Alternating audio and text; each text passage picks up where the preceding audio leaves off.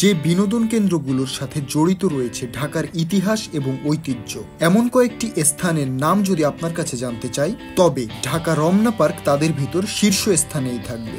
Hello everyone, আমি রবি, আপনাদের সকলকে জানাই আন্তরিক শুভেচ্ছা। আজ আমরা ঘুরে দেখব ঢাকা রমনা পার্ক এবং জেনে নিব ঢাকা রমনা পার্কের গুরুত্বপূর্ণ কিছু ইতিহাস।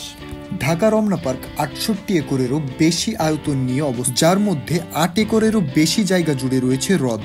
এখানে রয়েছে 71 প্রজাতির ফুল গাছ, 36 প্রজাতির ফল গাছ, এছাড়াও 33 প্রজাতির ঔষধি গাছ, 41 প্রজাতির বনজ গাছ। এগুলো ছাড়াও 11টি প্রজাতির অন্যান্য গাছ রয়েছে, যে গাছগুলোর মধ্যে শতাব্দী পুরানো গাছের সংখ্যাও অগণিত। রমনা পার্ক বা রমনা উদ্যান ঢাকা শহরের রমনা এলাকায় অবস্থিত একটি উদ্যান। এখানে প্রতি বছর পহেলা বৈশাখ অনুষ্ঠিত হয়। বাংলাদেশের রাজধানী ঢাকা শহরের প্রাণকেন্দ্রে রমনা এলাকা অবস্থিত। সুনিবিড় ছায়া ঘেরা পরিবেশে একটি মনোরম উদ্যান। প্রতিষ্ঠার সময় অর্থাৎ 1610 সালে রমনা পার্কটি পুরানো হাইকোর্ট ভবন থেকে বর্তমান সড়ক ভবন পর্যন্ত বিস্তৃত ছিল।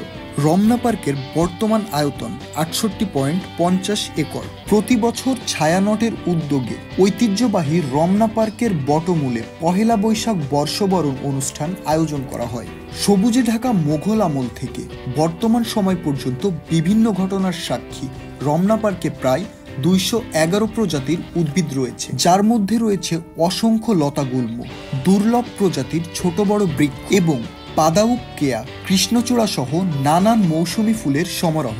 রমনা পার্কে অবস্থিত লেকের দৈর্ঘ্য 812 মিটার এবং প্রস্থ 9 থেকে 94 মিটার পর্যন্ত। ঢাকার যে কোনো স্থান থেকে সিএনজি ট্যাক্সি অথবা বাসে শাহবাগে এসে শিশু পার্ক অতিক্রম করে কিছুটা সামনে এগিয়ে গেলেই রমনা পার্কের প্রবেশপথ দেখতে পাবেন। বলা যেতে পারে রমনা পার্ক ঢাকার একদম প্রাণকেন্দ্রে অবস্থিত। বৃক্ষবিহীন ঢাকা শহরে এখনো যেন বাংলার শ্যামল সবুজ প্রকৃতিকে জানান দিতে নিষ্প্রাণ ঢাকাকে শীতল রাখার আপ্রাণ চেষ্টা তার। মোগল শাসনামলে বাংলার রাজধানী ছিল ঢাকা। তখন মোগলরা ঢাকার প্রাণকেন্দ্রে রমনাতে এই উদ্যানটি প্রতিষ্ঠা করে। ধারণা করা হয় 1910 সালে বাংলার সুবেদার ইসলাম খাঁর শাসনামলে উদ্যানটি প্রতিষ্ঠা করা হয়। তৎকালীন মোগল সম্রাট ছিল জাহাঙ্গীর। প্রতিষ্ঠাকালীন সময়ে উদ্যানটির নাম ছিল বাগি বাদশাহী, যা 1824 সাল পর্যন্ত একই নামে পরিচালিত ছিল। সে সময় উদ্যানটি বিশাল এলাকা জুড়ে বিস্তীর্ণ ছিল। এখনকার সোহরাওয়ার্দী উদ্যান সেই সময়ের রমনা পার্কের অন্তর্ভুক্ত ছিল। 1905 সালে বঙ্গভঙ্গ রদের পর রমনা এলাকাটি 3 ভাগে ভাগ হয়ে যায়। এরই ফলে রমনা উদ্যান ও রেসকোর্স ময়দান আলাদা হয়ে যায়। সোহরাওয়ার্দী উদ্যান বাংলাদেশ স্বাধীন হওয়ার আগ পর্যন্ত রেসকোর্স ময়দান নামে পরিচিত ছিল। একসময় মোগল সম্রাটদের পতনের পর অযত্ন অবহেলায় উদ্যানটি শ্রী হারিয়ে ফেলে এবং জঙ্গলে পরিণত হয়। বহু ইতিহাসের সাক্ষী হয়ে রমনা পার্কের আনুষ্ঠানিক উদ্বোধন করা হয় 1949 সালে। উদ্বোধনের সময় পার্কের আয়তন ছিল 88.5 একর এবং তখন 71 প্রজাতির গাছ ছিল। স্থানসহ বিভিন্ন সংকটের কারণে বর্তমানে পার্কটির আয়তন আরও ছোট হতে হতে 68.5 একরে এসে ঠেকেছে। পার্কটির করুণ ইতিহাস রয়েছে। 1971 সালে পাখানাদারেরা বর্বরতা শুরু করে। এই দানবেরা 25শে মার্চের সেই কালো রাতে রমনা কালী মন্দির এবং পাশের মা আনন্দ আশ্রম ধ্বংস করে। এমনকি তারা আশ্রমে আশ্রয় নেওয়া 200 জন মানুষকে হত্যা করে। রমনা কালী মন্দির প্রায় 1500 বছরের সভ্যতা ও সংস্কৃতির সাক্ষী। এটি ভারতীয় উপমহাদেশের সবচেয়ে প্রসিদ্ধ হিন্দু মন্দিরগুলোর একটি ছিল। রমনা পার্কের বিভিন্ন প্রজাতির গাছপালার সমারোহে থাকার কারণে অনেক অভিভাবকরাই তার সন্তানদের দেশীয় প্রজাতির গাছের সাথে পরিচয় করার জন্য পার্কটিতে নিয়ে আসে। রমনা পার্কের সবচেয়ে সুন্দর যে জিনিসটা খুব সহজেই সবাইকে টানে, তা হল স্বচ্ছ জলে ঘেরা বিশাল লেকটি আয়তনে 8 একরেরও বেশি জায়গা নিয়ে অবস্থিত।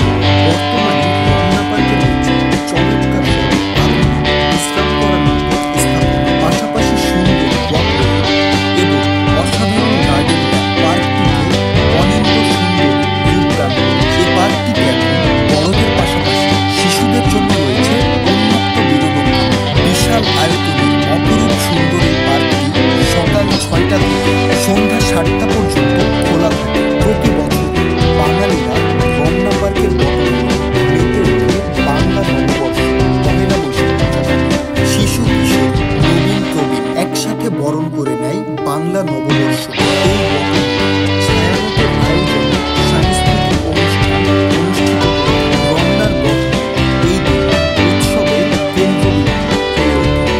বাংলার উৎসবকে তারুণ্যে মাতাতে হাজির হয় বাংলার সকল বড় বড় নামি দামি শিল্পীরা। বাংলার ইতিহাস, ঐতিহ্য, সংস্কৃতি, তারুণ্যের চঞ্চলতা, প্রবীণের ফেলে আসা হাজারো স্মৃতি সবকিছু ঘিরে ঢাকা রমনা পার্ক শুধু একটি বিনোদন কেন্দ্র নয়, এটি বাঙালির এক আবেগ, এক অনুভূতি।